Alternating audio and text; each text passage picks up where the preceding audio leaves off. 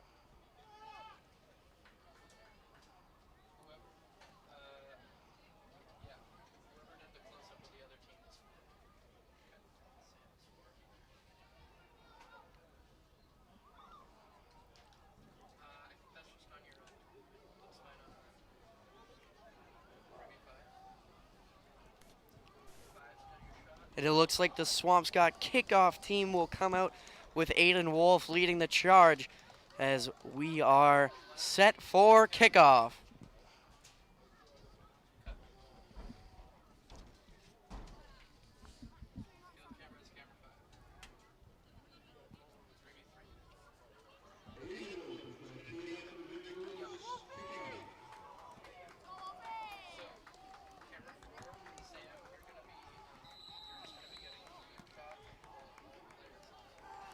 And the 2022 season is underway with a short bouncing kick picked up at along the 20 up to the 30 and taken down just at the 32, and we will see our first look at the Big Blue defense.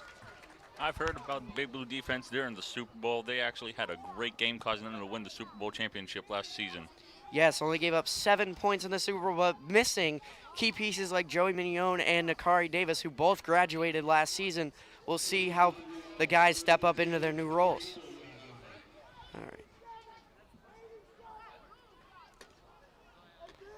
And the Auburn Rockets will start with the football as they start in the under center I-form set. And it's a snap and a handoff right up the middle. And it is stopped for maybe 1 or 2 as Swampscott had good pursuit on the outside, stuffing the run by the Rockets.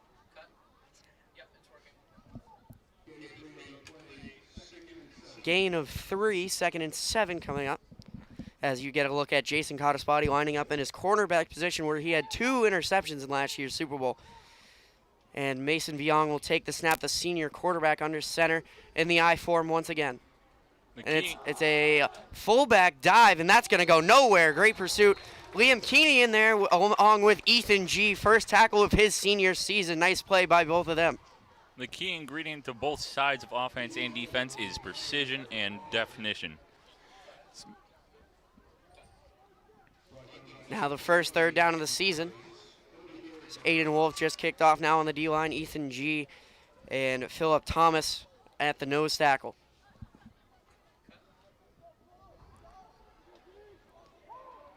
Number 55, Holden Riddell getting the start as Nick Pacheco, the versatile man, is at the linebacker spot with Jack Hazel. There's a toss to the left side. Ball's loose. Ball's still loose, and it's dove on. Ball's still loose, and it is recovered by the Big Blue, and they will take over in deep in Rockets territory. What a start for the Big Blue defense. You can hear the crowd going wild as that just happened. And Liam Keeney, who had the recovery, and he is fired up as we see the replay. As you can see, the Raptors running back has dropped the ball literally mid-center swing, drops it mid as Liam Keeney gets a recovery and to go into Big Blue first down.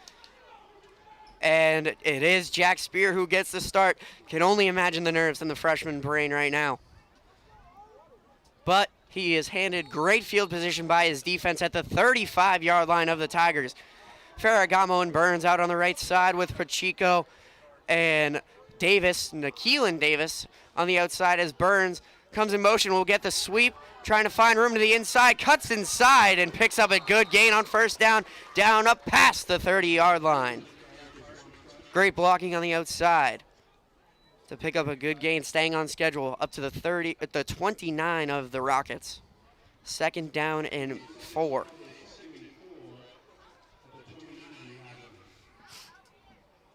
Can't ask for much of a better start. Just 2 minutes into the game, and Swampscott already looking to strike first after deferring the coin toss.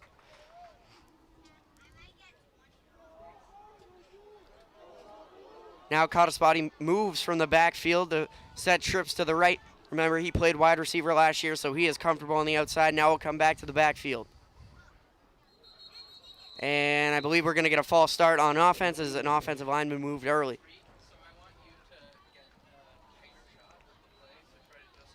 There, Josh, what is one thing you're looking for in this Big Blue offense as they start without their quarterback that's been there for 4 years? Honestly, this is kind of a fresh slate for everybody as since the new season has started and their old quarterback has left due to graduation of the high school. Honestly, it's still a fresh start, nervous thing for the quarterback to know that as he's just starting it and he's possibly played a different position for the last 3 or 4 years. And basically, it's just hopefully that he can know what he's doing and actually get the ball to the right place.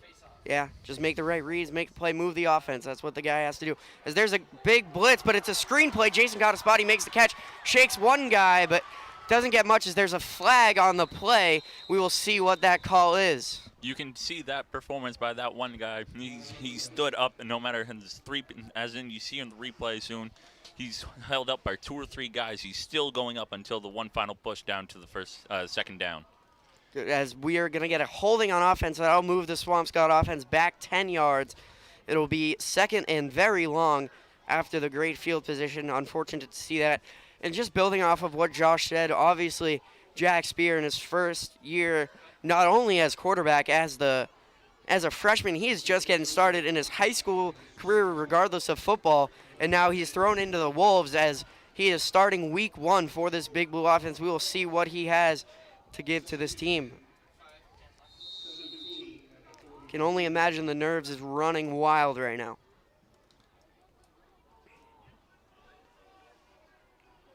Spear sets up in the backfield with Cottaspoti. Burns and Ferragamo stay out to the right with Pacheco and Davis on the left.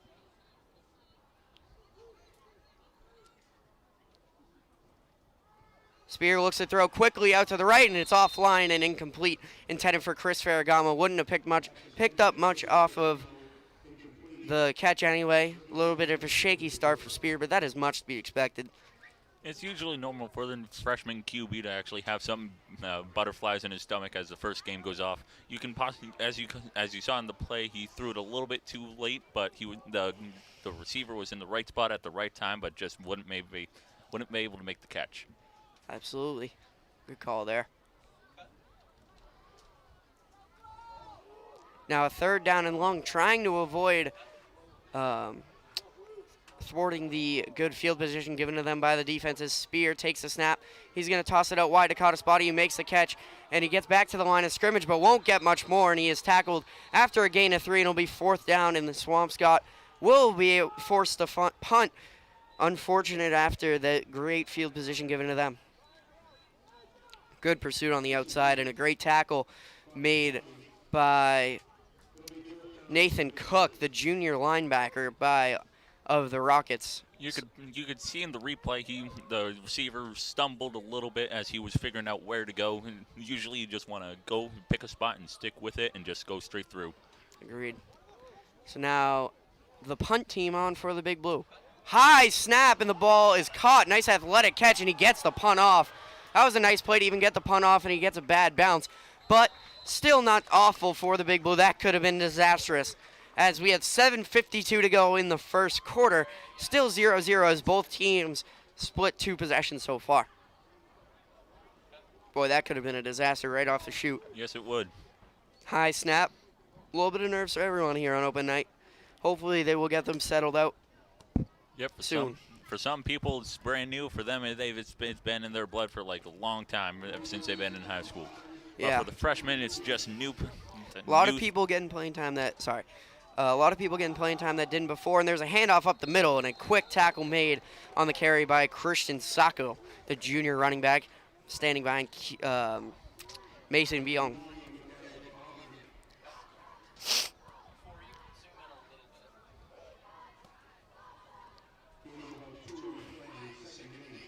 Second and 8 after the run stuff.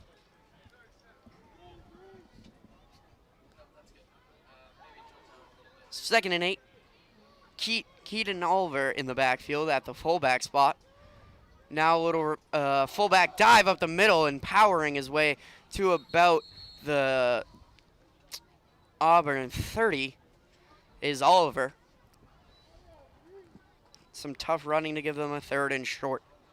The key ingredient to doing one of those plays up the middle is to rely on your teammates to push you forward through that defensive line and straight through the center to a touchdown.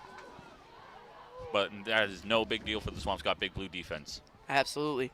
A lot of experienced guys and also a bunch of guys maybe playing in a new spot, maybe getting their first actual snaps who practiced all last year with the team, did not get many varsity reps. As there's another handoff up the middle, and pushing his way forward is Oliver, and he looks like he has enough for an Auburn first down. So they move the chains for the first time tonight by either side.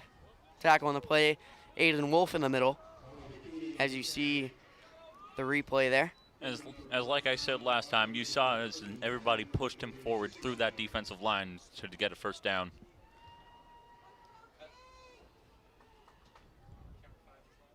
Game is all about trust here.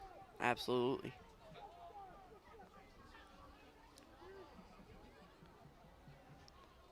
Young under center is going to do the same play 3rd time in a row, and a nice stop initially by by Philip Thomas, but he did plow forward for another couple yards as gradually they are moving down the field, and Oliver will get a rest, replaced by number 42, Nathan Cook. Same play 3 times in a row. Yeah, possibly going to do it again. Not sure. Nobody can predict what Swampscott Big Blue or Auburn Raptors are just going to predict. Young under center, same formations they've been in all night, and up the middle, and Keeney had line and just getting through the back just as that last play just thrown out. Yeah, they've had success with that in their first 2 drives. The one time they try to go outside the hashes, it started with a fumble. So Oliver still on the sidelines getting a rest for this first down as Young still under center.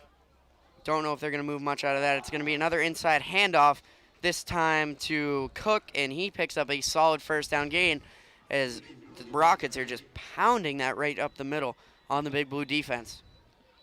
Possibly the Raptors' choice right now is to drive it up the middle and just keep doing that. I think that's its big play right there.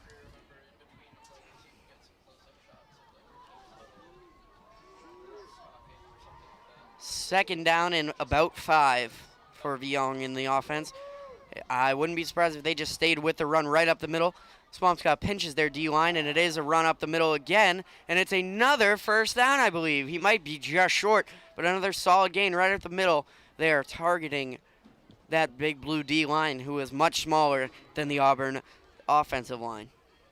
Yeah, I think the Rockets have actually found a little weak spot in the front defensive line. As you can see, he got through almost without a hassle, but there was a little bit from Phillip Thomas and the nose guard and inside of his teammates.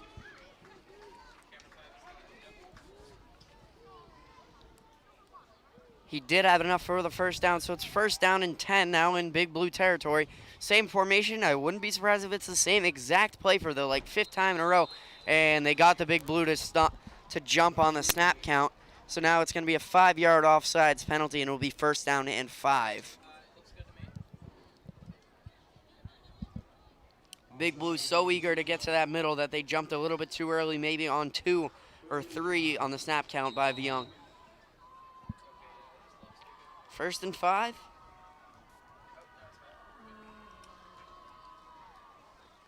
As we wind down the latter half of the first quarter. Keating Oliver back in the backfield. Man in motion, and it's another handoff up the middle to Oliver, and Liam Keeney snuffed it out, but still pushing his way forward to at least get a positive gain. It will be a second down and very short as Oliver shows his strength, even though Keeney got there to him first.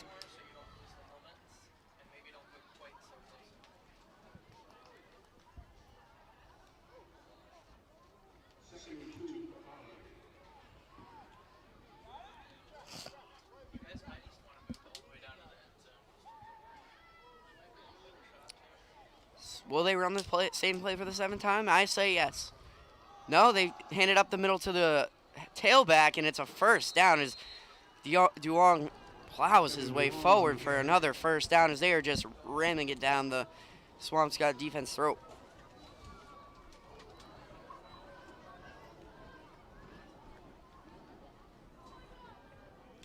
First and 10 for Auburn at the 28-yard line.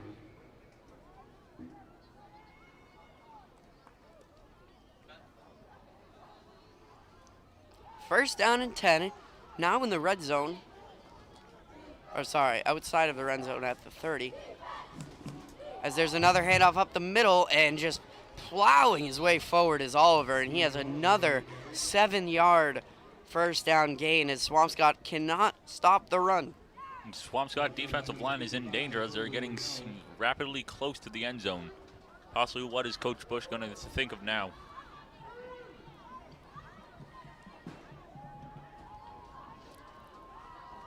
Coach Bush, the defensive coordinator, just won the NEC Coach of the Year recently announced at a school assembly. So congrats to Coach Bush as well. And he has been a great defensive coordinator for all of his career. And Swampscott jumps again as that time it was Phillip Thomas jumping, and it will be another first down. And now into the red zone is the Rockets at the 16-yard line. I think the only reason why Swampscott defensive line is jumping it too fast is because it's just the first game. Everybody still has butterflies in their stomach as of not what knowing is going to come next, as the Rockets has found possibly a secret weak point in the defensive line going straight up the middle with that.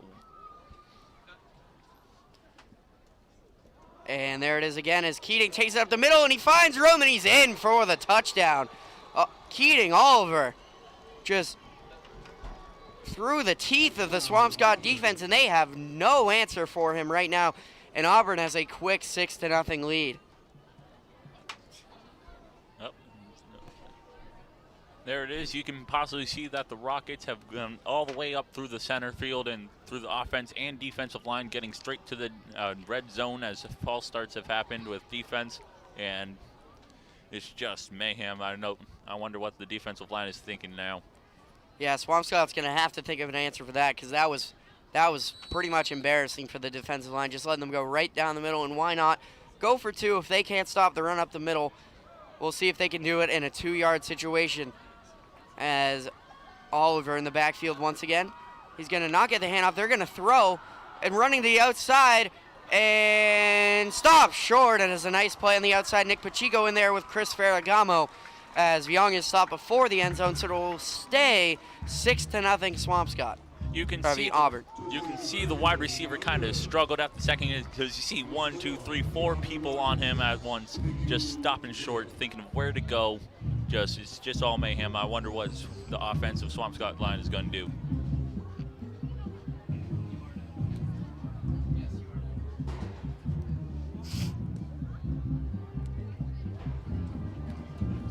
Here we see Coach Bush directing what is going to happen with the offense, with the receiving team as the Rockets kick off.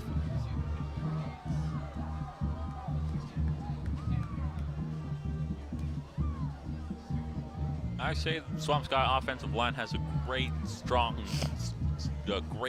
bond with each other. They know what they're doing. It's less for the defensive line is that they're still a little bit scrambled, as most freshmen are possibly on the defensive line and then more on the offense. So now Swampscott's offense will get their second chance after the touchdown, looking to make some noise and get a response from their offense after the 3-and-out last time, with 2 penalties involved, as Mateo Peixeira will kick it off for the Rockets. And it's a high and long kick, bounced one time and over the head and off of the hands of Elijah Burns, who picks it up, looks for room, and he gets room, and he has one man to beat, gets a blocker. He's at the 40. He is gone. Elijah Burns, 10-5, touchdown, Swampscott. Kick return, Elijah Burns after fumbling it. It goes 85 yards to the crib. 6-6, just like that. What a run, as the blocking out front was beautiful and Elijah did the rest. As you can see in the replay, it's a high pop-up. Number 3 brings it down the middle as everybody else is doing, as the offense is doing a great job blocking. That one guy almost got through him, but he's gone. You see one guy struggling, but nah, number 3 is unstoppable this season so far. Elijah Burns, the senior wide receiver, gets his season off with a bang, and Aiden Wolf is on to add the extra point and give Swampscott their first lead of the season. A much-needed energy boost for this Swampscott team, but now the tired defense has to go right back on the line. We'll see if they can respond after that. Jason Cottaspati will be the holder. Going for a field goal. And Wolfie knocks it in, and it is 7-6 Swampscott after the electrifying 85-yard kick return by Elijah Burns. There you see the Swampscott High School cheer squad cheering them on, doing the best they can to support the Big Blue football line. As you can see, one guy tried to stop it, but nothing is stopping that beautiful kick right down the center. I say the energy has pumped up after that receiving touchdown by the Swampscott. The crowd is possibly going wild.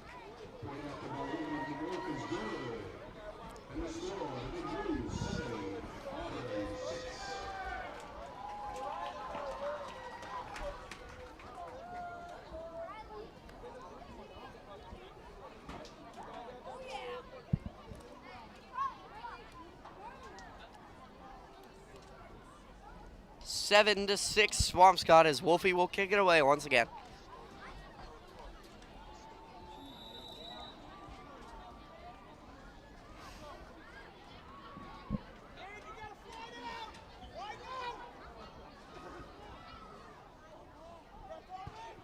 And it's a low squibbing kick, bouncing at the 30 and picked up at the 25.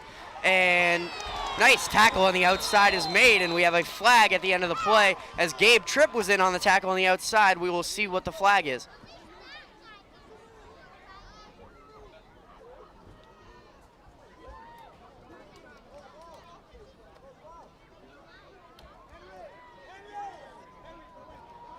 It's going to be a push in the back, so that will push back the Rockets offense even further, and they will start their drive deep in their own territory. Let's see if Swampscott's defense can respond after getting ran right through on the inside, right up the middle by a combination of Kevin Duong and Keating Oliver. You can possibly see by the setup by the Rockets, it's probably going to be a second rush up through the middle through the defensive line. They've been doing it all night. Why not keep doing it? Now it's to the left, and Nick Pacheco is there for the tackle. Flag flies in the background as Pacheco makes the stuff for no gain, but we'll see what the flag is. Our head official will make the call at the middle of the field. It's going to be a holding on the offense, so they will move 10 yards back. It'll be a 1st and 20. So Auburn now with some costly turnovers, maybe shaking up a little bit after that kick return. The Rockets' offensive line is probably thinking of what they did wrong, even though that's been a push in the back and holding. They are probably devastated right now as if they just got a touchdown, the first touchdown of the game, going straight through the middle. Now as they break through the huddle, now I'm not sure what they're going to do next. If I was their offensive coordinator and saw that the Swampscott D-line was doing, I would not stop running the ball. As there's a draw play right up the middle, picking up the penalty yardage back is Duong, maybe a little bit of the penalty yardage as they almost get back to the original line of scrimmage. It will be 2nd down and about 14, I believe. Great energy here at Bloxage Field. We got a full student section. We got a bunch of middle school kids also out here, and obviously the parents on to watch their Swampscott Big Blue. And also in a section of the stands, we have the Swampscott High School band playing them percussive songs. Now a 2nd down and 14. And before the play, there's going to be a timeout. Oh, that's the end of the 1st quarter. And the score being 7-6, Big Blue.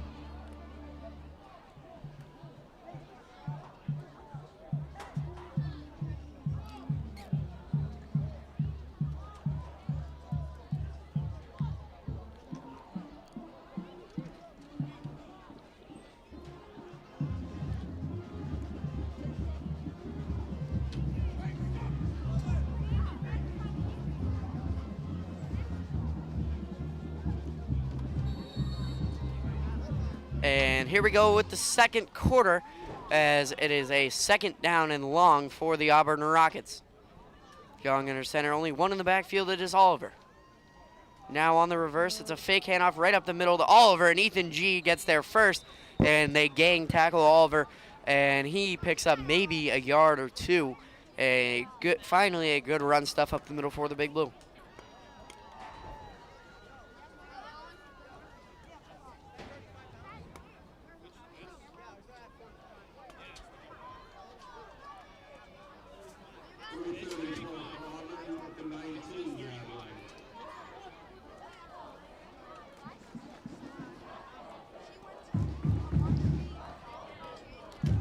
Mason Young, the senior quarterback under center. Oliver on the backfield, 3rd and long. And it's a run up the middle. And Long breaks a tackle, gets free of another, and Pacheco brings him down short of the 1st down. And that will most likely cause a rocket punt. A nice play there by Nick Pacheco.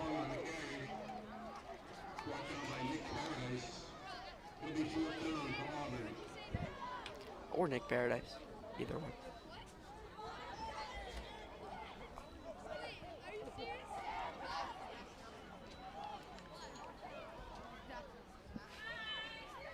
And Auburn will indeed punt it away. And it's going to be a false start. Jason Cottaspati is returning punts for the Big Blue. We've already had 1 return in this game. Well, we got a second. As you could possibly see, as number 82 jumped a little bit early on the offensive line, causing them to go back 5 yards into a field goal, punt. And the snap is good, and the punt is away, and it is a pretty decent one. Cottaspati's going to let it bounce at the 45, and it will be down as it keeps rolling inside the 35 to maybe the 34.5. So now the second drive in the career of Jack Spear, as he has been the starting quarterback so far. He has only made 1 or 2 throws. I believe he's 1 for 2, not many yards, if any at all. Swampscott takes possession at the 30, or sorry, not the 36, the 39-yard line.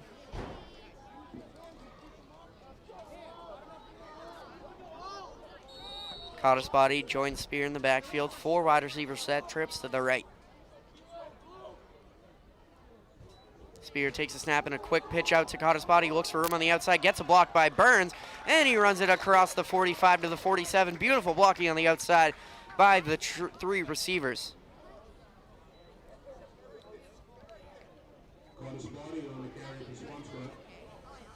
It will be an 8-yard gain.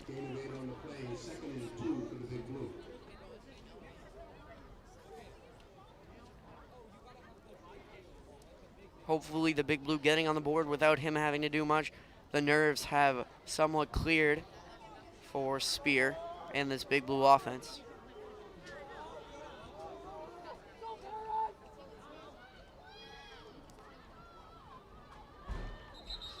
And we are going to get a false start, I believe. Yep. False start against Swampscott. So that will back up the Big Blue offense 5.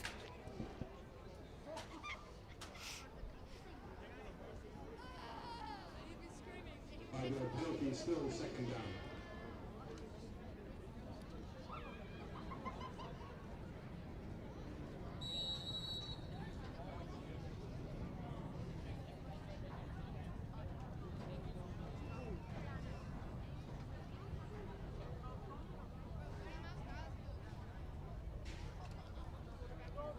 So now 2nd down and 7 following the false start. Now a doubles wide receiver set. Spear will set up the screenplay. It's tipped and blocked into the air. And incomplete, near interception there as the pass just a bit too high for Chris Ferragamo. As Spear still looking a little shaky right out the gate. 8:58 to go in the half. 3rd down and medium coming up.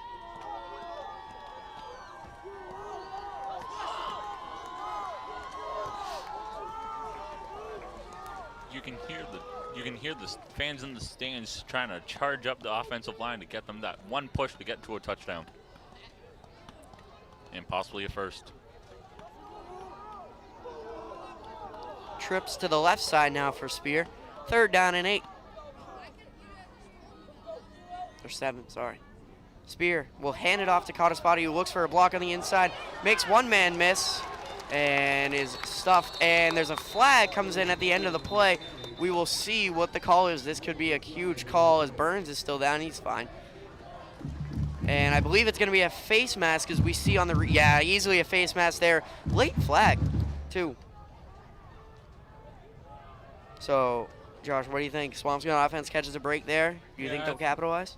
Yeah, I think Swampscott offensive line will catch a break there as that face mask possibly brought them forward 5 yards. Yeah, I think that's going to be a 15-yarder for a first down. We'll see. Here comes the call. Personal foul. It is on the defense. It is a face mask. Yes, sir. So it's a first down for the Big Blue. Honestly, I say that gives the front offensive line a break as it goes down towards the 45, 30-yard line. Yeah, kind of bailed them out. That was a rough blocking assignment there. Run stuff on the third down. Swampscott offensive line eagerly getting close to the Rockets' red zone.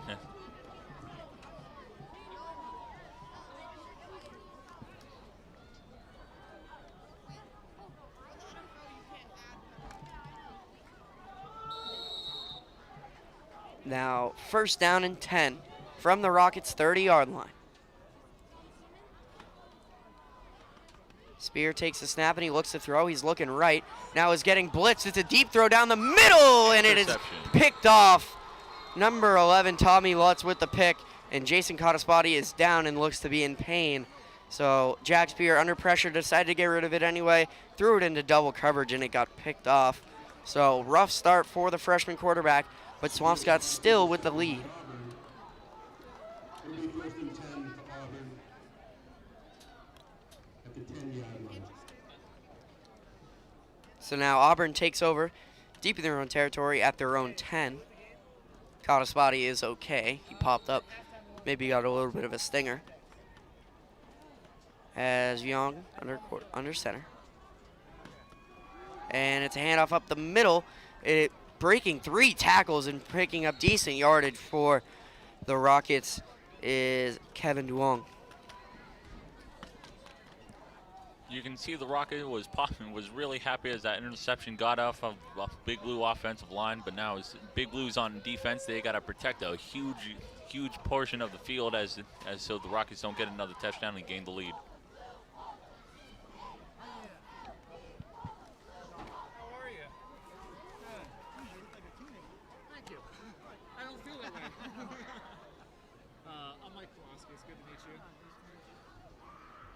Pleasure meeting your son.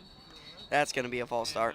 We just got the MRI results this afternoon. I don't know. Lots of false starts and offsides to start this week 1. But unfortunately, Second and 8 for Auburn. yeah, and maybe the meniscus. It's not definitive. MRIs are good; they're not perfect, but there's enough there that we're suspicious that there may be something. Auburn Rockets really getting really close to their own end zone as the Swampscott defensive line can pull off anything at this moment. You should have it fixed. I mean, there's always option in this, but Second down. fix it. He has pretty bad arthritis. Not acceptable. And then too, like being able to play sports again, you need an ACL to do that. Obviously, you can tell he doesn't. As there's a reverse, and Keelan Davis makes the tackle, not before a gain of a first down by the wide receiver on the outside, Alex Cintron. We've only seen one pass play for the Rockets so far. Yeah, you can see he's coming around down the side. You see him have the ball. He gets through one, but Keelan Davis brings him down to. I think the big thing here is After a solid gain of 9. playing as fast as we can, but at the same time not doing any long-term. 7 minutes to go in the half. Big Blue still up by 1. The fact that it looks like hopefully it's just the ACL. Young with an outside handoff this time, and it is snuffed out this time. Ethan G first to the ball. The ball is loose. I believe they're going to call him down by contact as him and Wolfie get in there for the tackle, along with Philip Thomas. That was a gain of 2 on the play. Second down and long. Regardless if we're Keating going to Oliver on fix the this carry. or not, he should. Second and 9 for Auburn. And then the question really becomes is how much risk are you guys willing to take and want to do in order to play this season, being that you're a senior, with the asterisk of, As they will hand it off to the inside once again, and Holden Riddell there for the tackle, as they are just slowly moving down the field with a couple yard gains at a time, but now a third down and medium coming up. This could be a potential huge stop for the Big Blue here, trying to get their offense back on the field and maybe gain them some confidence before the end of the half.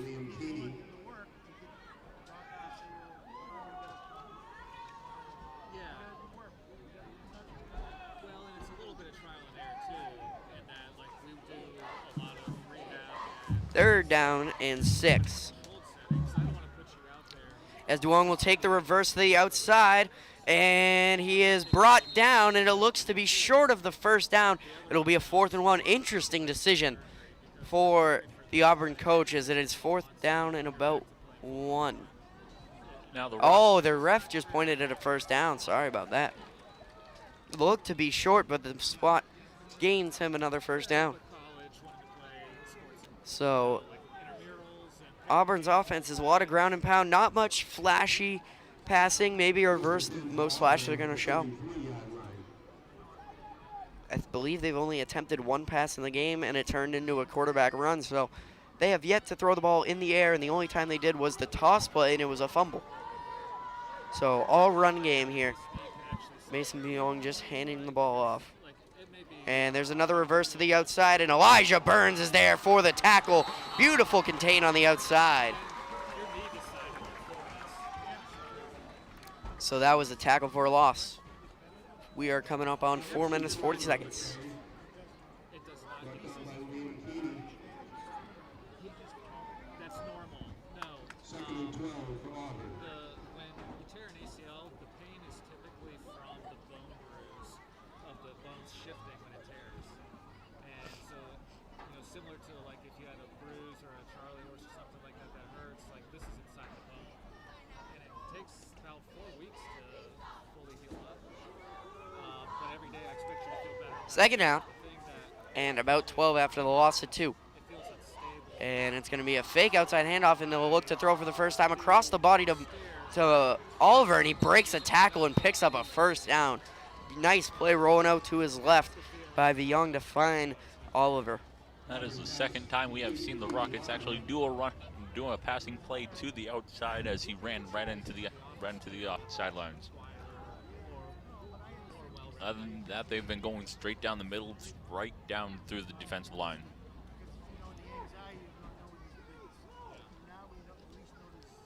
So that picked up another 1st down. Clock continuing to tick down on this 1st half. Low scoring affair so far. As Oliver will get the handoff right up the middle, and he has a seam, and he will bring it up to the 49-yard line, it looks like the spot will be, and will be 2nd down. Oliver has picked up a bunch of yards and the touchdown for Auburn so far. He is having a will of the 1st half. What are your thoughts on that?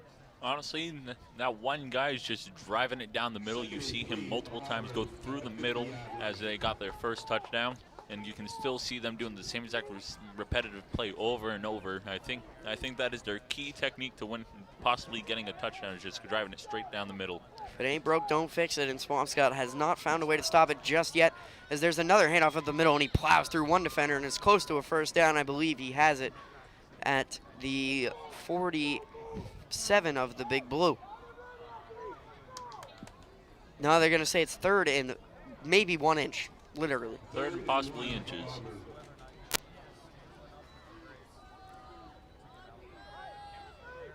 Coach Bushkin called to the sideline by the head official. He gets into these games. I know he wants to win, talking to him at school. Always into it and always waiting for game day. 3rd and inches now. And it is right at the middle, Duong, and he picks up the 1st down and more across the Big Blue 45, and they are moving the chains once again with that ground game. Actually, that time it was Christian Sacco right up the middle for the 1st down. And I believe we're going to get the 1st time out of the half. Now you can see Coach Bush going out to the defensive line, possibly giving them a pep talk and seeing what they can do better to keeping the Rockets out of their defensive zone and possibly stopping them from getting their 2nd touchdown of the game.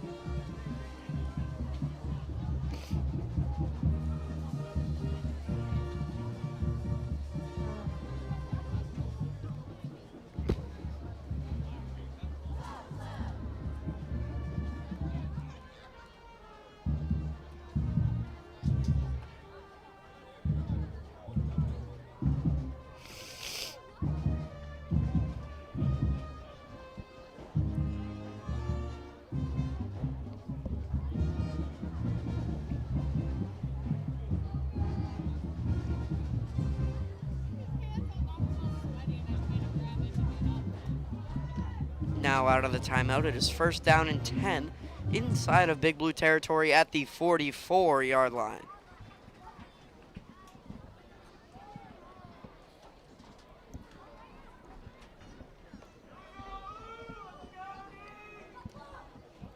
We are close to the 2-minute mark of the first half. First down.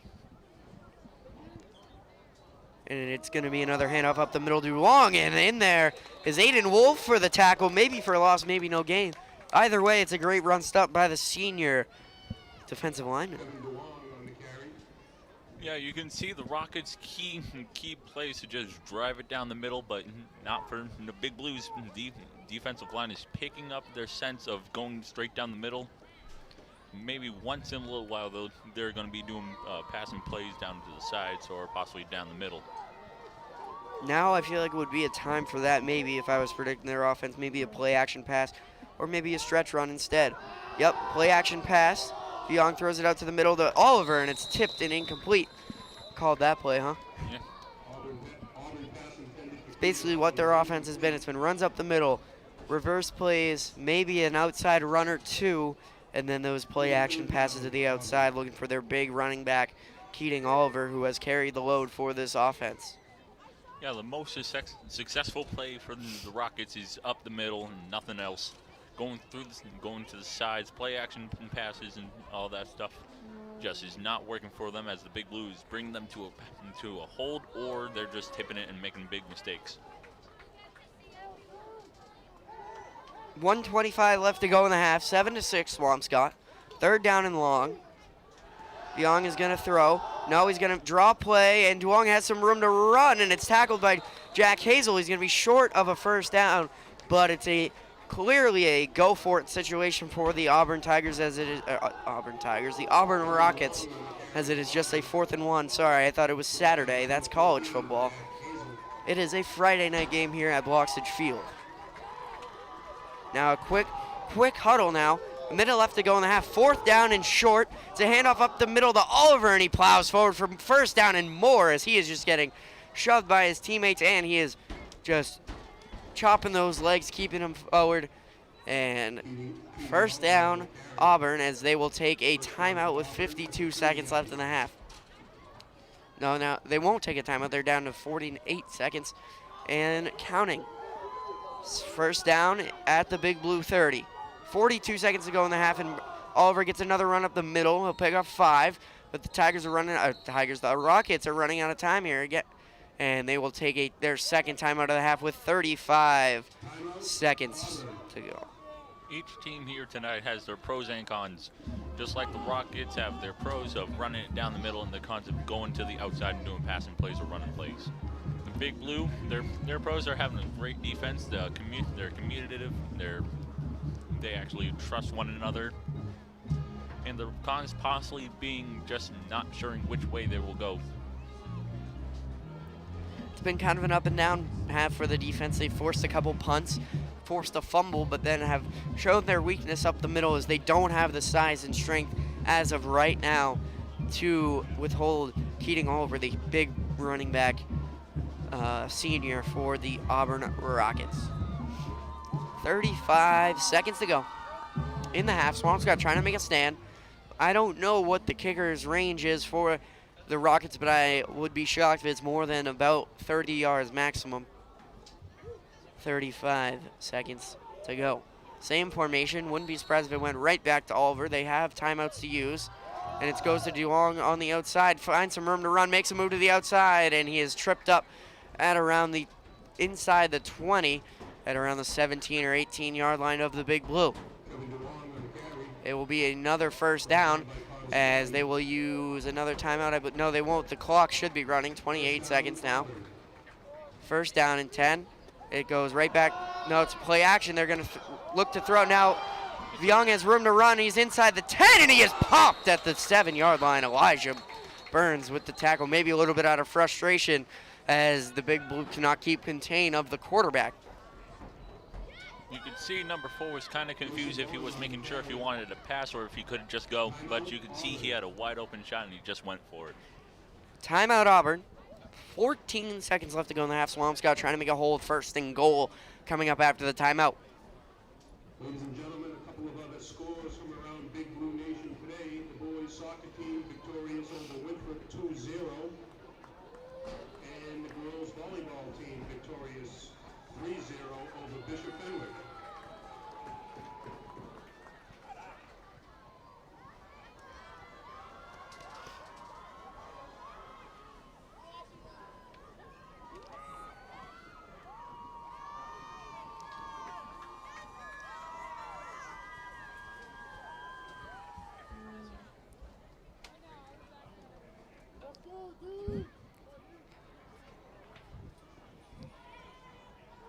First down and goal at the Big Blue 7-yard line. Oliver lines up. Wouldn't be surprised if we just got 3 straight plays, but they are out of timeout, so they're going to have to hurry up to the line after every play. Snap is fumbled, and I believe we're going to get a false start. Yes, we are, so they'll be moved back 5 as, oh, look at that moon, the full moon here at Bloxage. That's a false start against Auburn. Yeah, I say that false start has possibly given the Big Blue defensive line a chance to breathe and re-cooperate and see which way they're going to go next, possibly down the middle or off to the sides. As we get a look at the full moon before the snap. Just that moon is beautiful tonight. Now first and goal from the 11 after the false start. 14 seconds left to go in the half. Long takes the snap. He's going to look to throw. Throws to the inside, and it is caught inside the 5 at the 4, but the clock is running. 7 seconds to go in the half. Clock is running. 6, 5, 4, 3, 2, 1. They did not get the snap off, and it will go into halftime, so Swampscott's defense holds up. I believe that clock definitely ran out. And we are going to go to halftime with the score. 7-6, Swampscott is their defense. Bends but does not break going into the half. You know, Swampscott has a great defensive game and an offensive game, but mostly offense has been pulling off as they got a 7-touchdown lead to the Rockets. But the one thing Big Blue has to work on is possibly their defense and coordination. I'd say a couple things Swampscott has to work on. They really have to gang up and be quick to the ball and get Oliver down quickly, because if he is going one-on-one against someone, most of the guys on the Swampscott defense do not stand a chance one-on-one against him. In the offense, I think there was just some nerves by Jack Spear in his first half. We'll see if they stick with him or they go with the senior Zach Ryan in the second half, but he did struggle to move the ball. But we will see, as now the cheer squad is on for their halftime routine, and we will be back in about 13 minutes.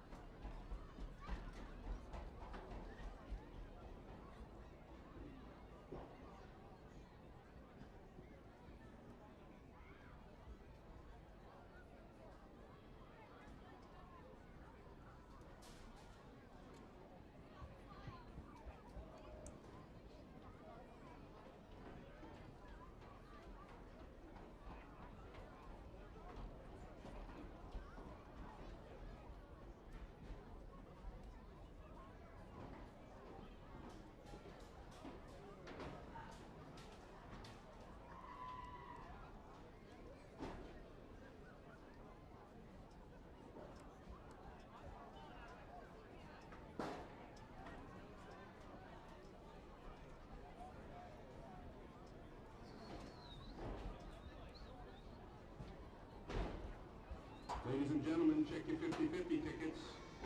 Tonight's winning 50-50 number is 6746813.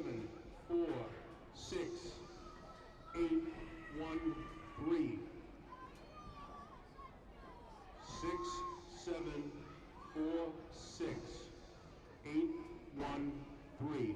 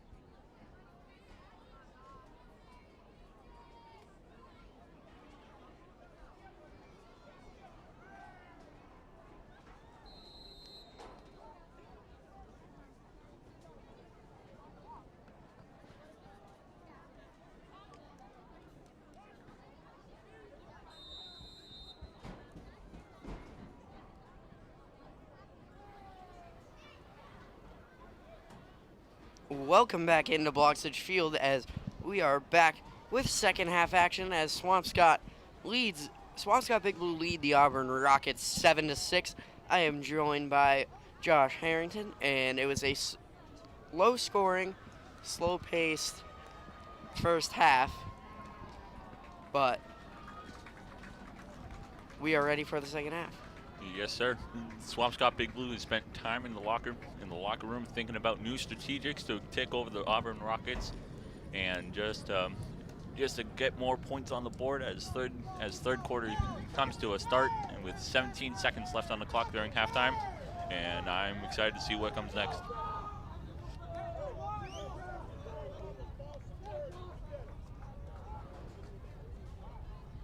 Let's go, PJ.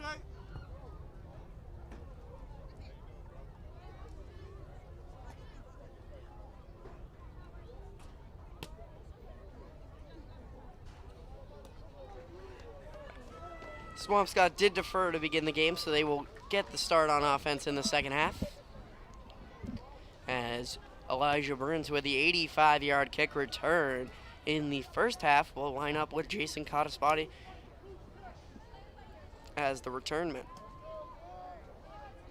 Will Bush and Jason Cottaspotty back deep to receive Swampscott.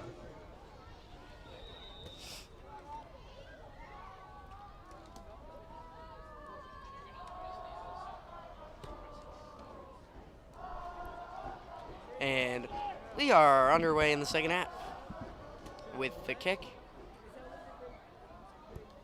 And it's a low squibber kick, and it gets by the first line, and it is picked up by Cottaspotty and dove on at the 24-yard line, so no long return this time, but the Big Blue will start on offense.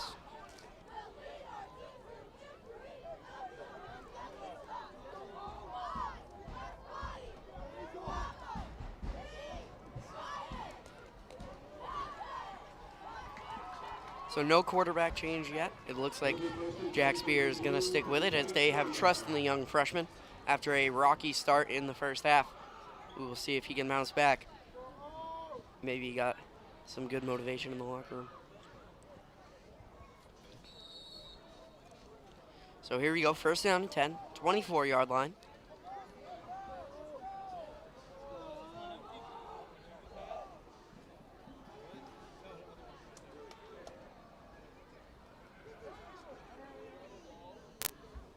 Spear takes a snap, and he's going to hand it off to Burns this time, and he runs up the middle, shakes a defender, and now he has room to the outside. He gets a block out front down to the 50, and he is chased down and pushed out of bounds into Auburn territory. So an electrifying start to the second half as Elijah Burns took it to the outside and will get into Auburn Rocket territory. That has been the second best play of the Swampscott Big Blue offensive line ever since that receiving turn from number 3 all the way down to the other end zone as it get our first touchdown. Possibly soon as we can possibly see our second touchdown of the night. Now 11:47 to go. First play of the second half, was a big one. Long run for Elijah Burns as he has been almost all of the offense for the Big Blue so far. Now Spear in the backfield with Cottaspotty now. Spear takes a snap, and he'll hand it off to Cottaspotty, and he takes it to the right side, looking for room, shakes a tackler, and he is dragged down after a gain of 6. So the run game coming alive a little bit for the Big Blue to start the drive. During halftime, the Swampscott Big Blue team has definitely gotten a refreshed start. Everybody seems recharged and repumped for the second half. Hopefully we can make a dent in the scoreboard. For the first half, it's been 7-6, Swampscott leading by 1. Hopefully we can see another change in the scoreboard. Now second down and 3. Nick Pacheco in the backfield now at the tight end spot. And another false start. That's going to be the 4th on the Big Blue offense, and that has killed some momentum gained early in downs, on the early downs of their drives. So let's see if they can bounce back from it. It will set up, instead of a 2nd and 3, a 2nd and 8 after the false start. 5-yard penalty, still second down.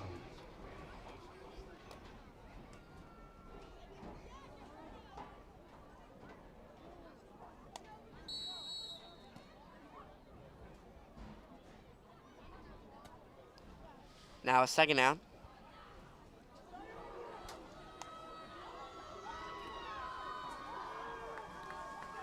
Second down and 7 or 8.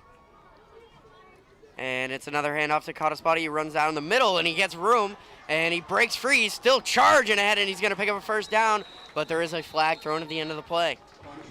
This could bring this back, and I believe it will. Yep, holding on the offense. So, unfortunately, penalties have killed the Big Blue. That's not going to look fun in film session, as big runs are being negated by these holding penalties, and it will be second down and 11 or 12 after the hold. Holding against Swampscott. Second and 12 for the Big Blue.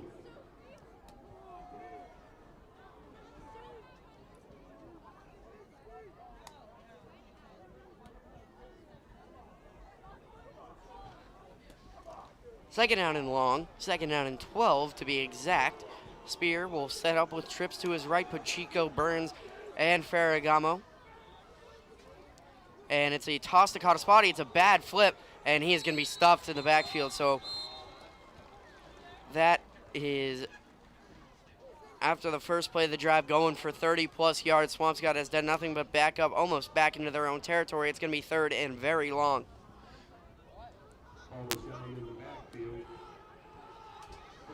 That false start has lost all Swampscott's progress, as they just started off as a good start to the second half. Just bringing that flag onto the field is just killing them right now. Absolutely, and now the mistake by the backfield mates cost them another 10 yards. So now it's a third and very, very long. We'll see what Sereno calls up.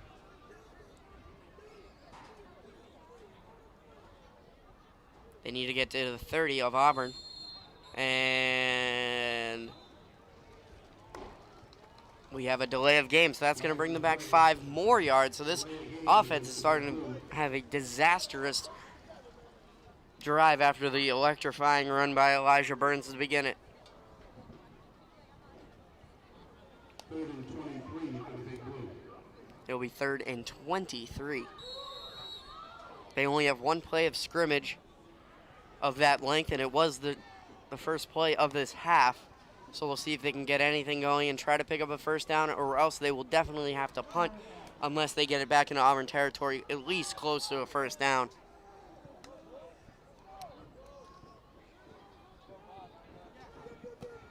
Here comes Burns on the sweep, and he gets a lot of room. He breaks free, and he gets into Auburn territory. Another flag is thrown, and we'll see what it is this time.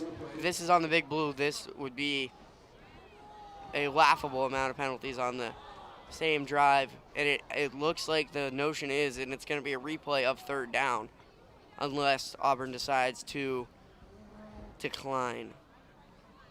Holding again on the offense. That is 4 penalties on this drive now. A delay of game, 2 holdings, and a false start. So they started the drive at the 26, got a long run up all the way to the Auburn 40, and now are back at their own 38. So that is a negative 23-yard loss, and it's going to be a timeout, Big Blue, as they burn one of their second half timeouts, so that could come back to haunt them later.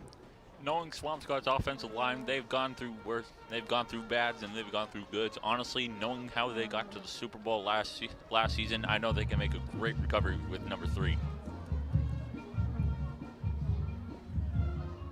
Number 3 being Elijah Burns.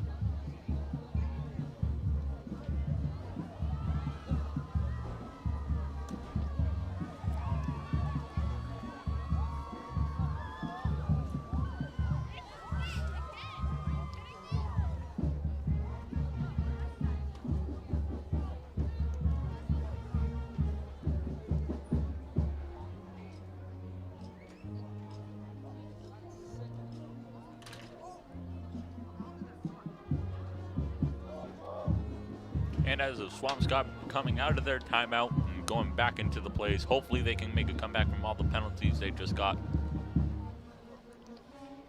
Third and about a mile. Third and about 30. Unbelievable. Would be a miraculous conversion. It's third down and 33 if you want to be exact.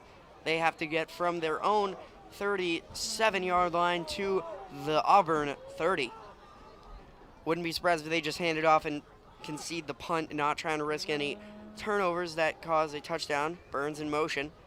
Spear takes the snap. He's just going to hand it off to Kataspati, who finds some room, gets back into Auburn territory, and now there's a decision to make.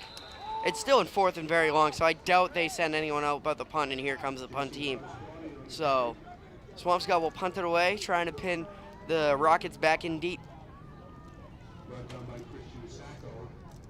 It'll be 4th down for Swampscott.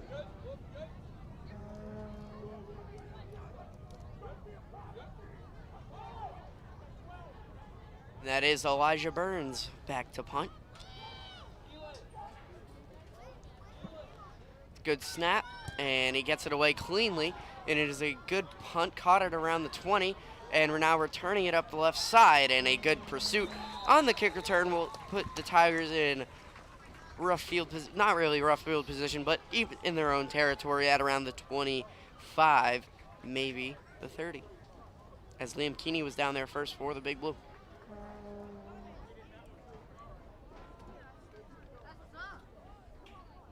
It'll be 1st and 10 for Auburn at the 24-yard line. Hopefully Swampscott's defensive line can hold through the rushes down the middle. Auburn Rockets have been doing all night, folks. And here we go. And now a handoff up the middle, and a good yardage run up to the 30-yard line by Kevin Duong. That has been their strategy. They have run it up the middle. They've had maybe a couple runs to the left and right, but just a bunch of ISO right up the middle to their big running back, Heating Oliver, and that has been their most successful offense so far.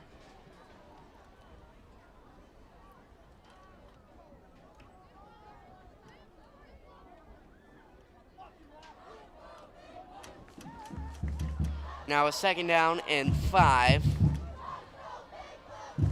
And motion man will get the handoff on the reverse, and he has some room to run, and Hazel will pick up a penalty, I believe, on that tackle. I'm not sure, though. There's multiple flags flying. It would be a 1st down if it holds up. Penalties have killed both teams on the offensive side, mostly the Big Blue, especially on that last drive for sure. That got ugly quick, and the offense is already moving back. It's going to be a holding on the offense, so it will be 2nd down and long. These penalties have literally destroyed both teams right now, and honestly, they possibly threw about over 11, 12 penalties in the past 3 quarters. Yeah, it's kind of killing the flow of the game. Haven't had much flow to this one. Low-scoring affair. We'll see who wants it more eventually.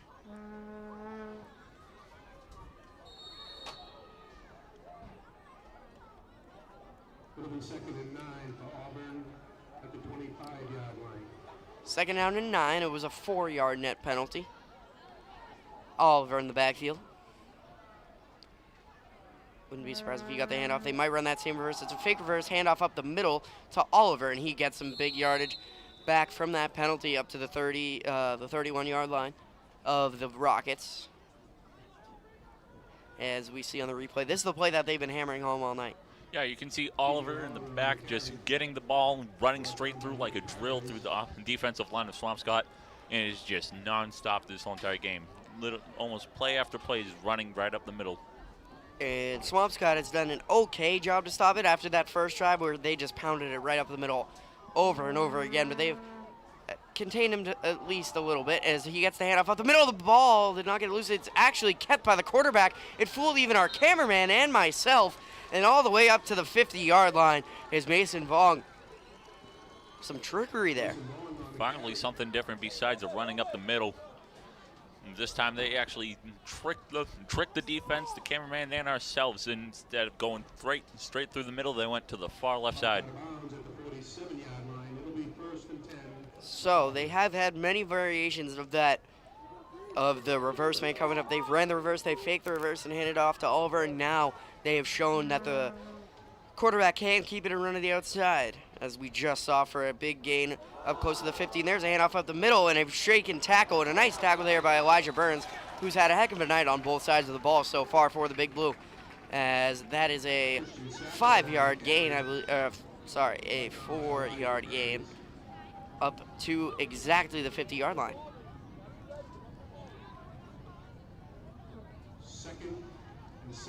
Or 2nd and 7, sorry, 3-yard gain, my fault. as that was Christian Sacco on the run for the Rockets. I don't know, I keep wanting to say Tigers because of the college team, but it is not the Auburn Tigers. It is the Auburn Rockets. Big difference there. This ain't college football. This is Friday night Swampscott Big Blue football. As we have another flag, and it's going to be, must be another false start. And it is. No surprise there. False start against Auburn. 5-yard penalty, still a second down.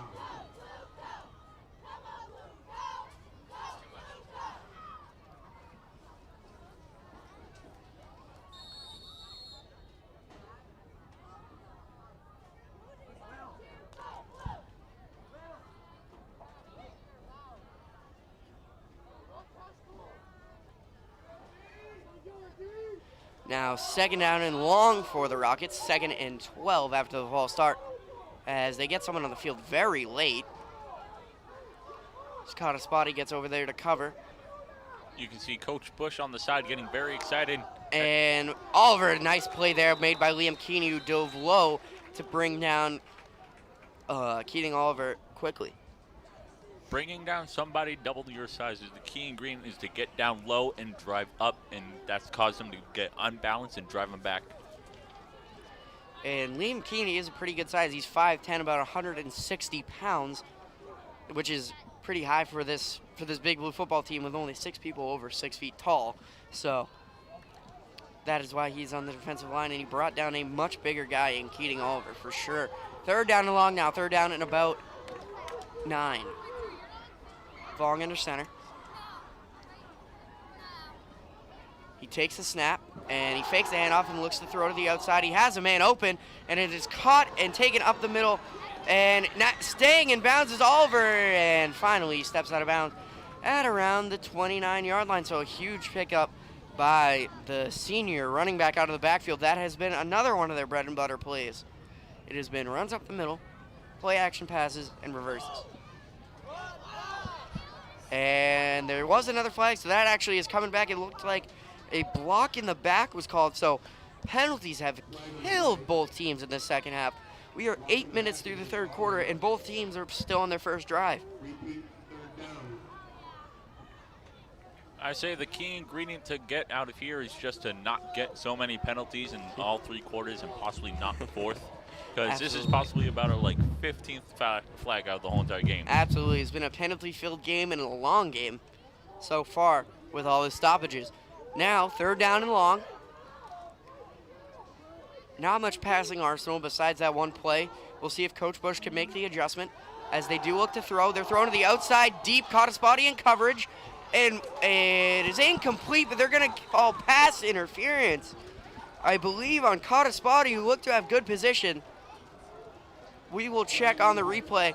Does he have the position to make the play here? I guess that didn't show it. Let's try this again. Oh, no. We can't get the replay going, but it was a close play.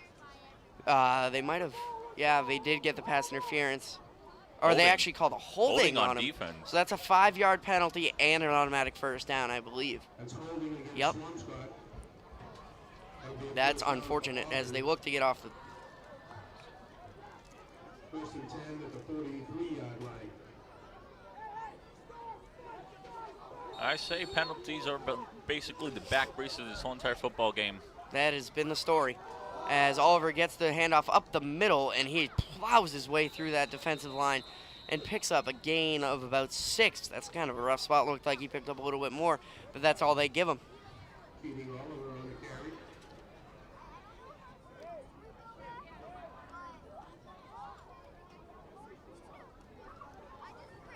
Hopefully the Rockets can actually think of something different besides running up the middle.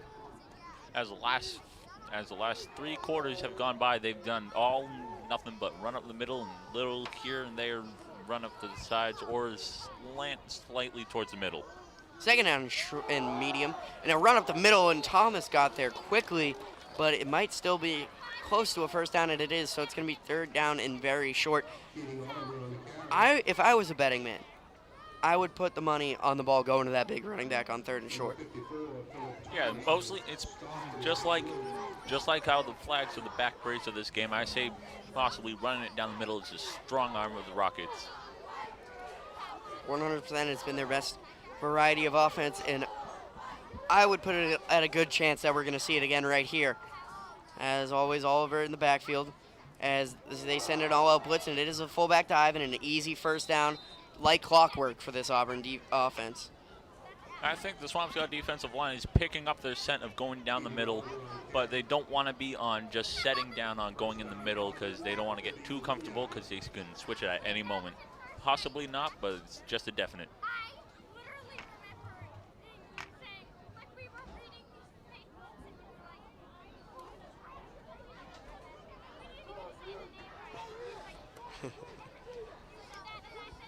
.210 left in the 3rd quarter. Score is still the same. And they had a mishandle on the snap, and Thomas gets there for the tackle, who has been a focal point of this defense because they keep running it right at him. Philip Thomas, Ethan G., Aiden Wolf on the defensive line for the Big Blue have made a bulk of the stops just because they keep running it at them. And they've had some success, some failure. It's got to be wearing down the defensive line, as Holden Riddell also on that line. By the 4th quarter, this Swampscott defense could be gas, so once the offense comes, if they can hold here and the offense comes back out, they need a score because this defense has to be getting tired with all these tackles of this big running back just battering up the middle. As we have a substitution, it is not Oliver in the backfield, it is Nathan Cook. And now on the reverse, it's a fake reverse and a handoff to Cook, and he takes it up the middle.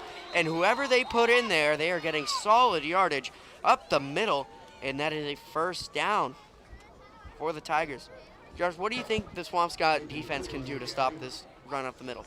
Possibly bring in more, separate the defensive line, like switch out people from different things, give them like a strong barricade of more people, like going into the middle and having people separate on the outside. Absolutely, absolutely. They definitely need to bring their linebackers down a little bit. And there's a run to the outside this time, and that's a nice run as well. As it was 3rd down, it wasn't a first down, but there's the first down picked up by Duong. First down and still 10. 40 seconds ago in the 3rd quarter. As Nick Pacheco is limping. He's calling for the training staff to stay off the field. He wants to stay in the game. He's going to get a sub, though. Will Bush coming in for Pacheco. Paradise. As he jogs off the field under his own power. A little bit of a limp, but he should be good. That kid is a tank for sure.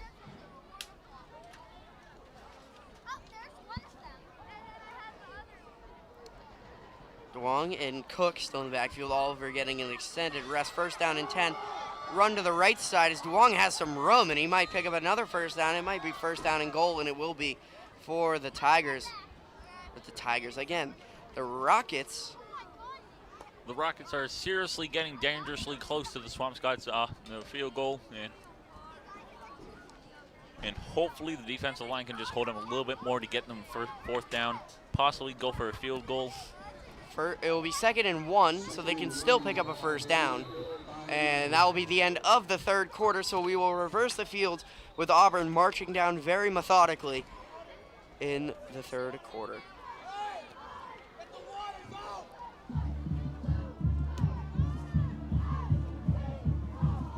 That's the end of the 3rd quarter, ladies and gentlemen, with the score of the Big Blue 7, Auburn 6.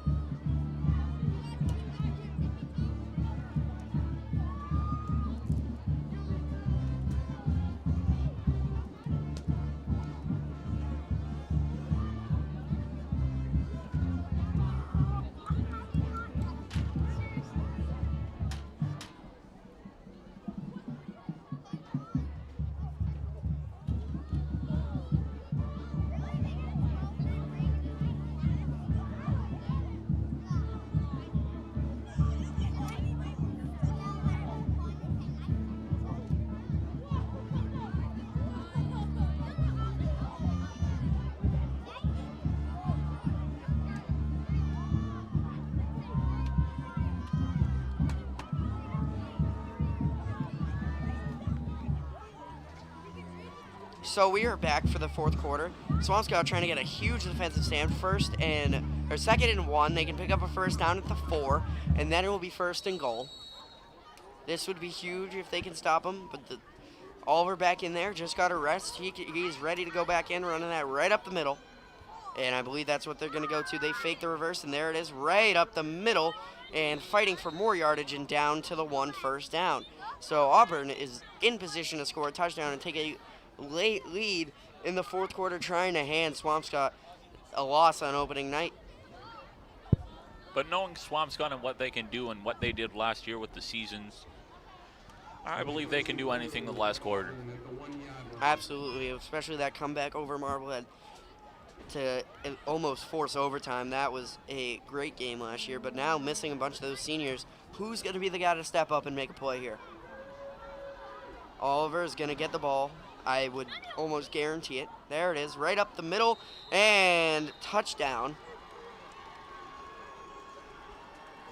Touchdown for Auburn. You can see that as they get into the line, you can see that one guy, just the drill of this offensive team for the Rockets, just go straight through the middle, almost no hassle, but there was still a little bit of force left in the defensive line. But now for Swampscott, it's their chance to get some points on the board in the fourth quarter. So now it's 12-7. Auburn with 11:25 to go in the game. Swampscott looking for a stop on the two-point conversion. They did have one earlier.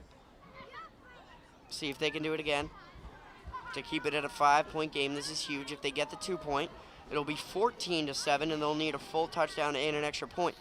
So Vongen is under center, and he's going to take the snap, and he's going to hand it up the middle to Oliver, and he's going to be short, so that keeps it at a 5-point game. So now if Swampscott scores a touchdown, they will take the lead outright regardless of the extra point. So that could come up huge later in the quarter. Great play up the middle.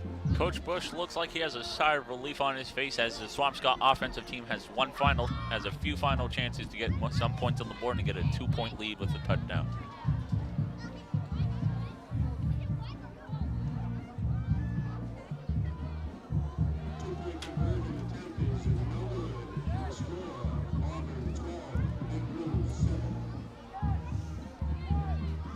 You can see Coach Bush talking to everybody on the side. Hopefully getting them pumped up to try to get more points on the board as the fourth quarter clocks down with 11:25 left on the clock.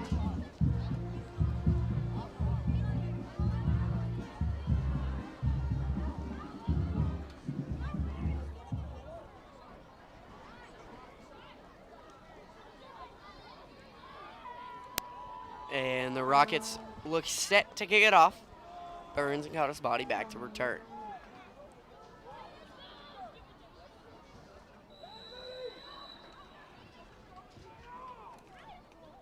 Cottis brought in Burns, back deep for the Big Blue.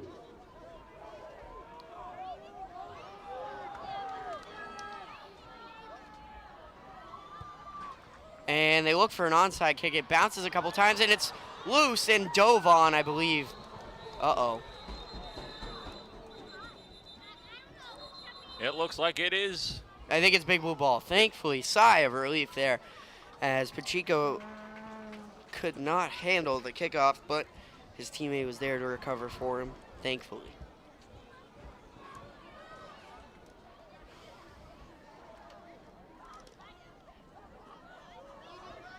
Ball is down at the 35-yard line. It'll be first and 10 for the Big Blue.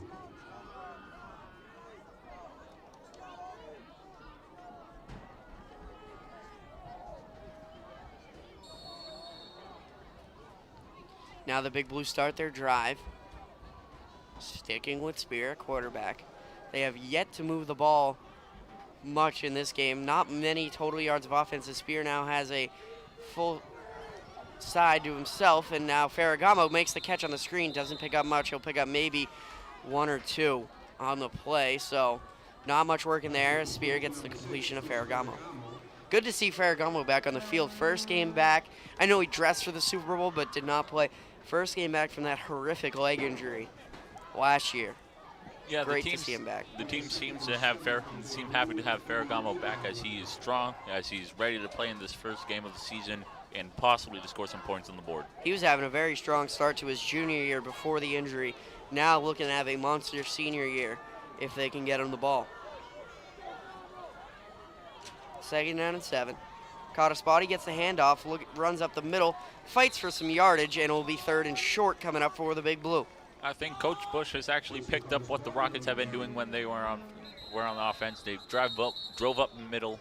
Hopefully we can do the same exact with our front line blocking and pushing the receiver up towards the middle. Yeah, Coach Bush has definitely figured out what the Rockets are trying to do. It's just a matter of stopping it. He's not on the field making the tackles for sure. And now Swampscott trying to get a little bit of a drive going themselves. They've struggled all night. 3rd and 2 coming up. If Coach Bush could be on the field playing, he would, and he would be giving out the plays just left and right. Now Coach Sereno's turn to make the calls here on offense. 3rd and 3. And before the play, timeout, Swampscott. So that's their 2nd that they've used in the half, so they only have 1 remaining. That could loom very large. Yeah, I think Coach Sereno and Coach Bush are using their timeouts very strategically in the first 3 quarters, because you only see them use 1, possibly 2 in the first 2 halves, and 1 possibly in the 3rd. But I mean, now that's the 2nd time they've called the timeout in the 2nd half. So if they don't score and they're at a point where they need to stop the clock and Auburn just keeps running it, they're not going to have timeouts to do that. So now it becomes a must-score situation.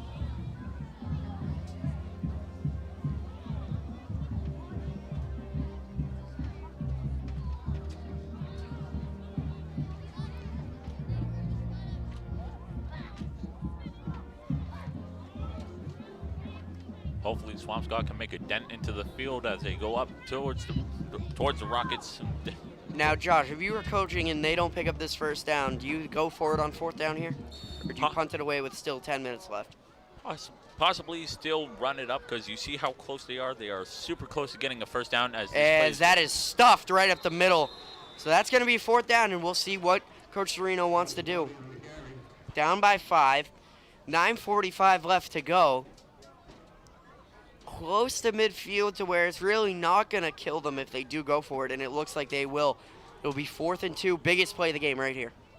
Yep, we will see what Coach Sereno and Coach Bush have in mind for this final push for the 1st down, and hopefully it's a good one where we can get some yards on the field, some points on the board.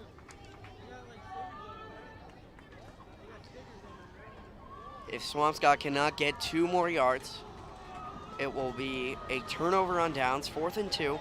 Spear in the backfield with Cottaspotty. Crowd getting loud. Crowd's getting wild tonight. 4th and 2. It's going to be a toss play to the left to Cottaspotty, looking for Roman. He's wrapped up in the backfield by Nathan Cook, and that was going nowhere. I'm not sure about that call there, but it's going to be a 1st down going the other way, and Auburn looking to put the knockout punch in on Swampscott, as they could just not get anything going on that play. Up there. Oh.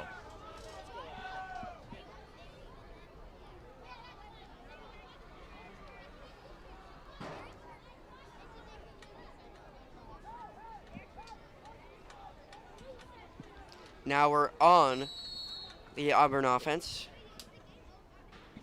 and we'll see if they just keep trying to pound it down the middle. And they will here on the first play of the drive, and they pick up good yardage. It's looking gloomy for the Swampscott defense. Is still fighting for yards all the way down to the 30, the 25 or 26 is Duong, as Swampscott just cannot stop the run right now. As there you see him fighting for the extra yardage. Swampscott can't stop the run, can't move the ball on offense right now, so they need to they need a spark, and they need one quick. We'll see who is going to step up for the defense. I think the runner actually was on the ground before, because you saw him rolling, but they gave him the extra yardage, as Oliver will just keep plowing his way for a solid 1st down gain. Swampscott yet to have an answer for their run game. 8:17 left to go in the game. Auburn still only up by 5, a lot of time to go, but Swampscott's defense needs a change, and they need it now. Yes, they do indeed. This defensive line is holding up as best as they can. Definitely getting tired out there. First game of the season. Definitely the front line's getting tired. Mid line's possibly trying to help them out, push them back, but it's not just seemed like it's working. Yeah, Oliver just too big and too strong. As there's another run up the middle, and another first down is going to be picked up and all the way inside the 15 as long as they are running all over this Big Blue defense. I would guess they probably only have 30 or 40 passing yards on that one play, and then the rest has been rushing yards, and they have not had to change it. And it looks like they're bringing out the tank and possibly doing some passing plays, possibly keeping the same exact plays that they've been doing the whole entire game. I believe Oliver's going to get a rest, and it will be Nathan Cook in there, who has split time at fullback with Oliver, and Duong being the tailback, who has had a great second half. 7:19. And there's a run up the middle to Cook, and he finds some running room. Still on top of the pile, still not down, and all the way inside, I believe the Swampscott 15-yard line. So the clock will continue to run. Swampscott only with 1 timeout, down by 5, looking to make a stop. 2-yard gain on the play, second down coming up. In my opinion, Coach Torino and Coach Bush should swap out some players for different ones on the front defensive line, just to give the front line a rest, because they've been trying to hold that line for so long, but it seems to succeed and seems to fail at the same exact time.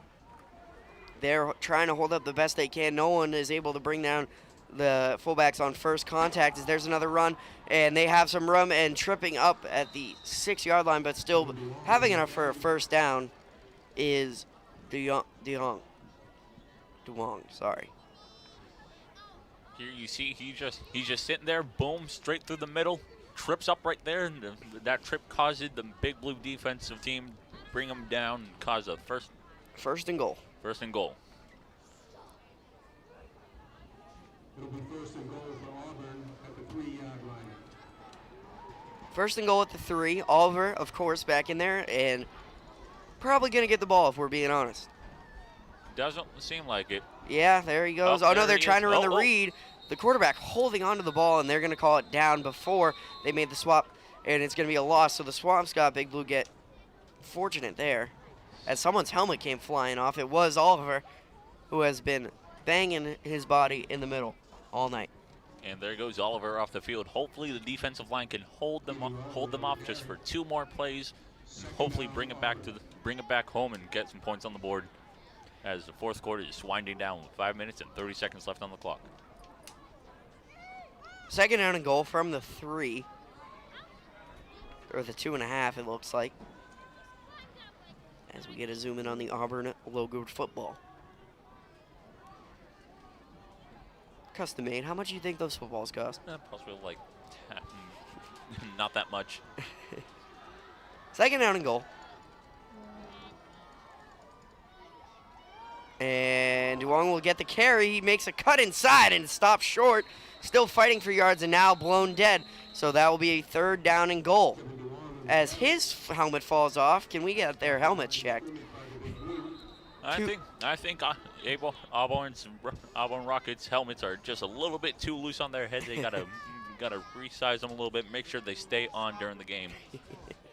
That is the second time a helmet has fallen off there in the fourth quarter. 2 plays in a row. 2 plays in a row. Both running backs. I don't know if someone's ripping them off in the pile, but third and goal. Still at that 2.5-yard line. Hopefully the defensive line can hold it for 2 more plays. 2 more plays. Come on. 4:30 left as Auburn is letting the clock run down. Oliver back in the game for the third down snap. And it's going to be a run up the middle, and he's going to plow his way in for an Auburn touchdown to make it a 2-possession game, and that just might be the nail in the coffin. Still some time for the Big Blue offense, but they have not shown much sign of life here in the second half. As there's Oliver plowing his way in.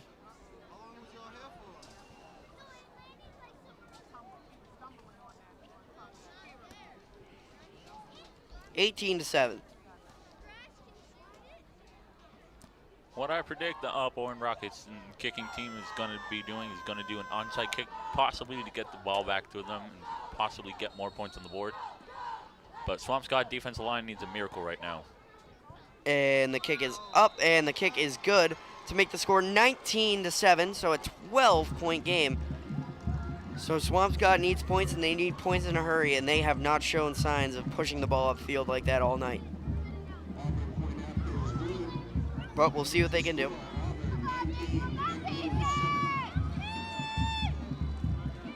As Shara knocked that one through.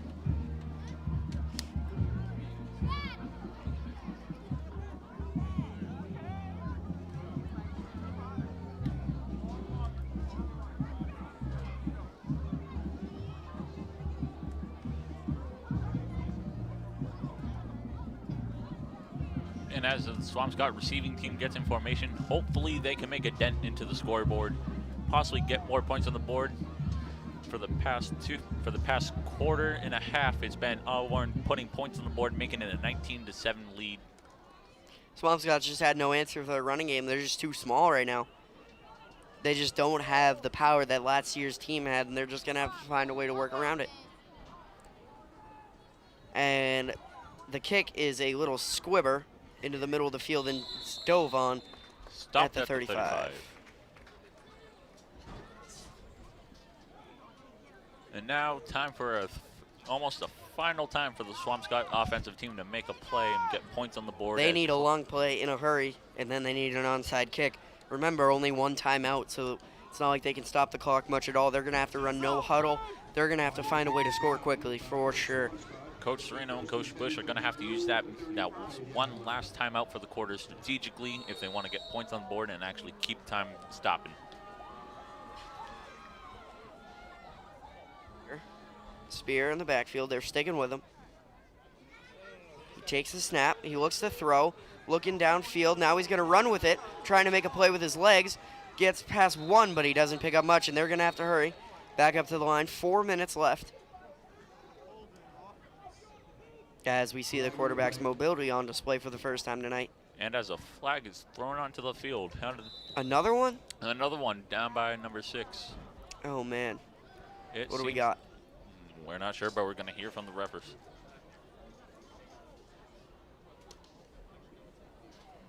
Holding. Offense. So Swampscott got to clean up the penalties.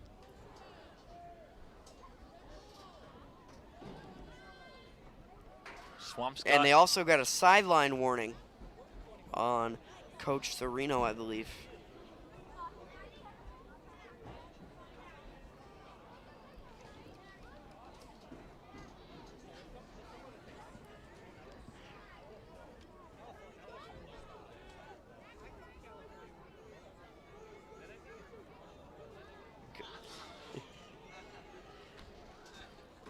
Swampscott right now is basically the lamb in the butcher shop. They got to get more points on the board, and as to get down towards the middle of the field and into the Rockets territory. Hopefully a miracle can happen in the last 4 minutes of the clock. As the clock starts running once again. Under 4 to play here. Week 1 football action. As Spear gets the snap, and Burns has nothing. No blocking on the outside, and he's going to go down for a loss.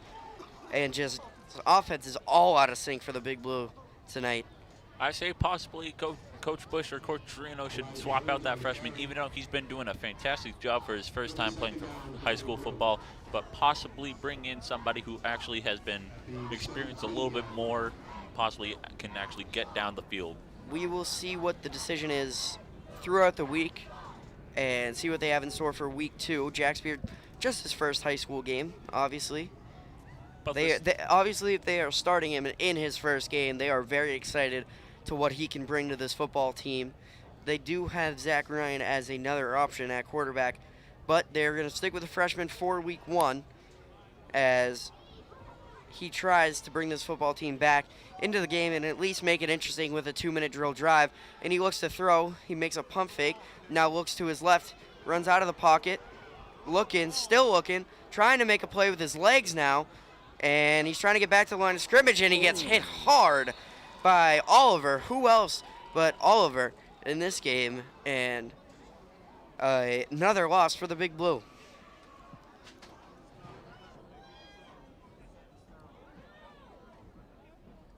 Jack Spear on the carry for Swampscott.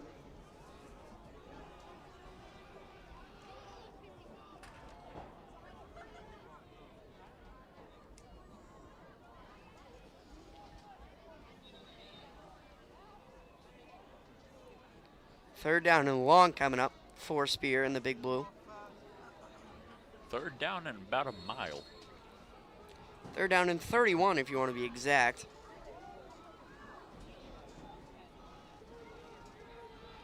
We are just entering the 2-minute mark. Spear takes the snap, looks to throw, pumps, and now dumps it off to the, and it's picked off. I believe, no, it's incomplete, as he was sacked, and that will bring out the punt team.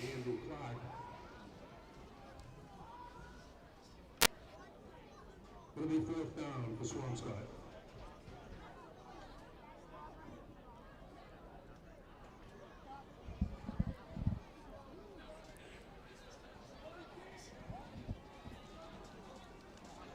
Well, still not bad for the first game of the season for Swampscott. They will go into their second week, as that punt was partially blocked and now it's down at the 15, adding insult to injury. So they will have a lot to work on going into week 2, but as this team learns to play together, hopefully they string together some wins in the future weeks. Yeah, but still not that bad for a first game. Swampscott getting a seven touchdown game, but Auburn picked themselves back up and brought themselves to a 19-score game. So yeah, the Swampscott's still learning how to play together. They lost so many guys graduating last season, and just guys that are in roles that they've never been in before, guys that didn't get playing time last year getting thrown into a bigger role. You might have expected a shakier start than last year because of the chemistry not being quite the same. As there's another run up the middle, Oliver still fighting for more yards on his total, as that will bring us to 1 minute, 20 seconds and counting. Keating Oliver on the carry. Things that I would say Swampscott should definitely look into working on is just obviously the flags. The flags killed them. They had some energy with that run by Burns to start the half, but then the 5 penalties brought them back 30-plus yards, and that run was basically nothing at that point. And so that is probably going to be the major concern to look at, as well as just stopping the run up the middle. That's what they've struggled on defense. And listen, I mean, this guy, Keating Oliver, is going to be very hard to stop for any team with how big he is. There's the kneel down, and I believe that is going to do it here. Maybe they have to kneel one more time with the play clock. Possibly because there's only 30 seconds left, and as the time winds down, it's still going.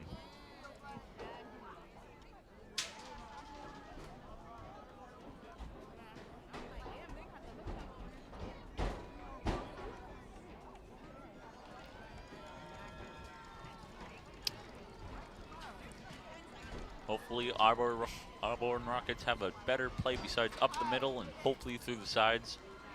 But possibly not. So that is going to do it. The final score tonight will be 19 for the Auburn Rockets and 7 for the Swampscott Big Blue. As Swampscott, coming off their Super Bowl championship in 2021, definitely going to have a taller task to get back there once again.